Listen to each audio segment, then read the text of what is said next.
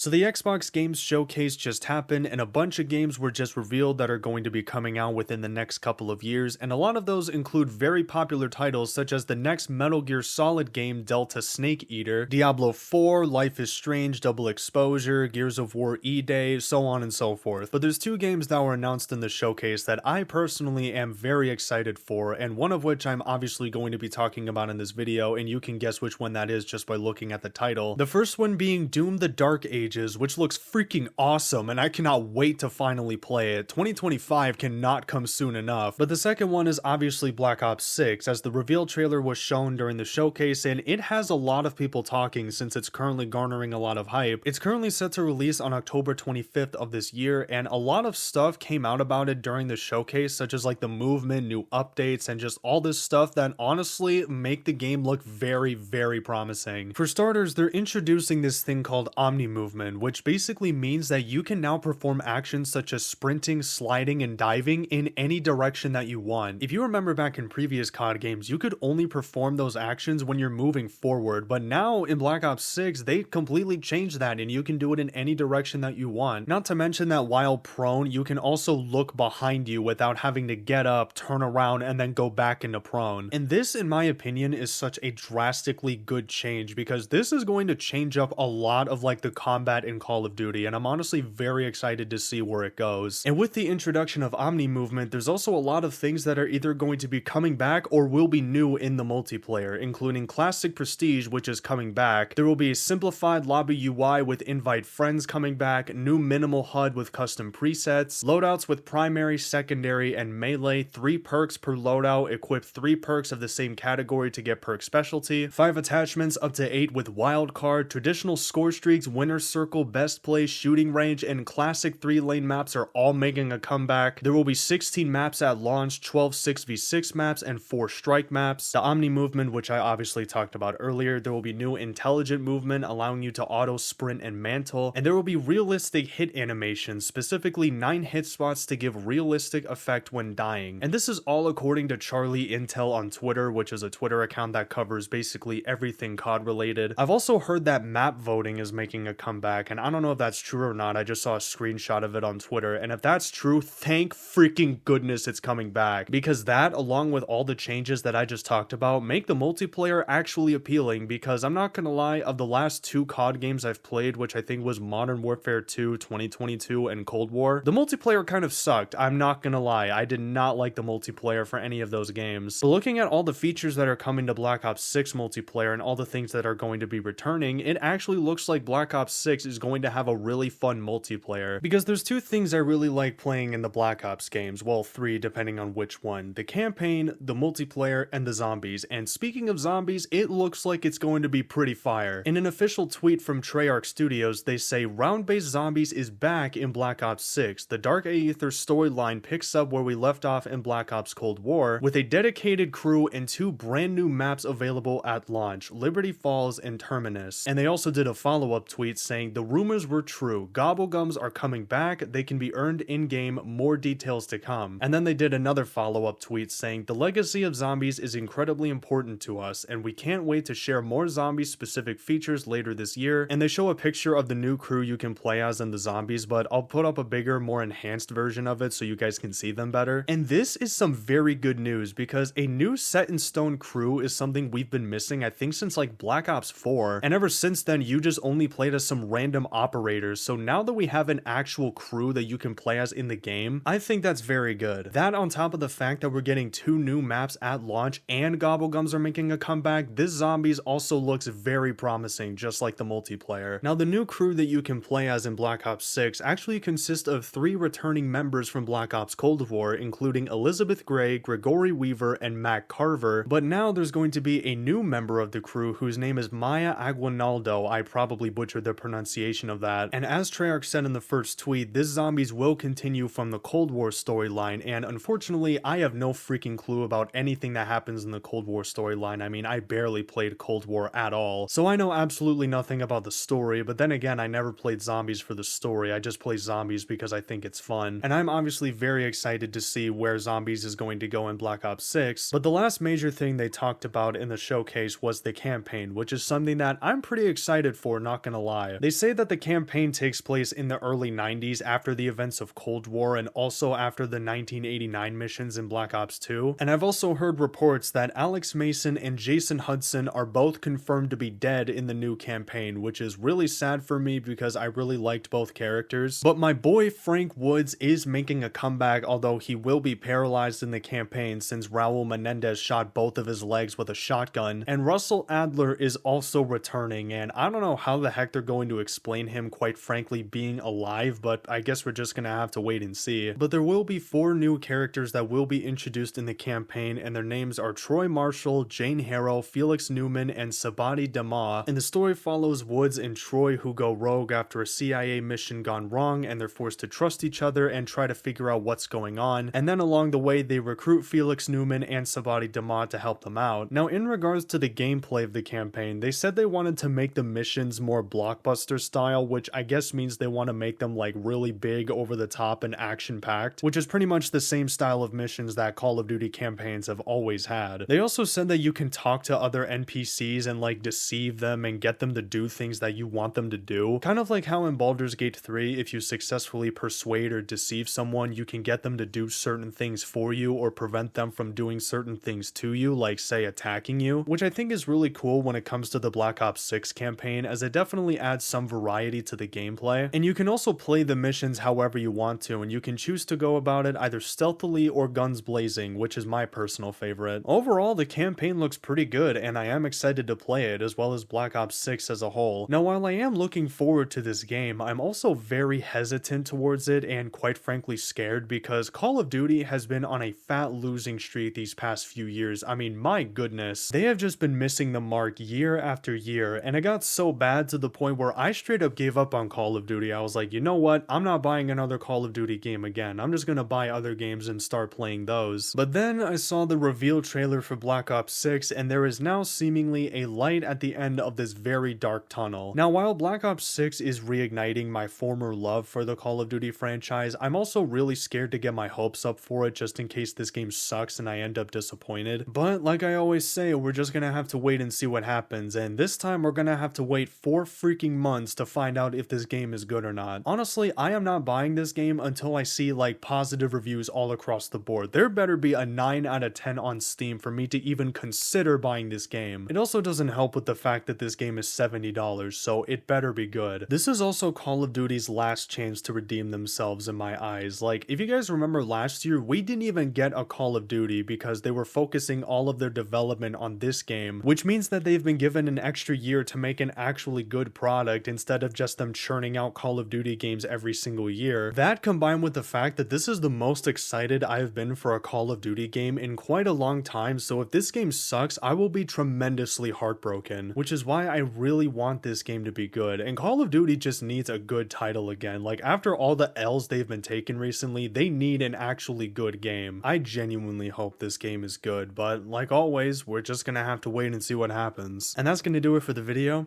Thank you for watching, and yeah, peace.